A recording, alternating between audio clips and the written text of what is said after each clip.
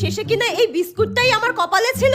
ভগবান মনে হয় আমাকে তৈরি করার সময় আমার কপালে টেনশন, ডিপ্রেশন, এনজাইটি সব লিখে দিয়েছে, কিন্তু আমার কপালে সুখটাই লিখতে ভুলে গেছে। 2025 যে আমাকে এইভাবে বাস দেবে আমি কখনো ভাবতে পারিনি। হে ভগবান, আমরা আবার কি সুন্দর প্রতি বছর বছর বাস খাওয়ার পর নিউ ইয়ার সেলিব্রেশন করি, আমাদের মরণ হয় না। শেষ পর্যন্ত আমাকে এই ডিসিশনটাই নিতে হলো।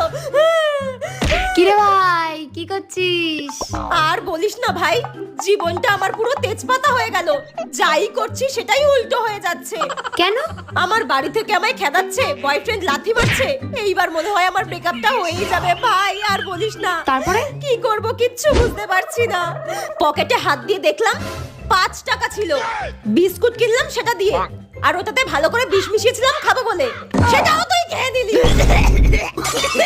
দেখ, সব শেষ করে দিল। যা ভাগ, তুই এবার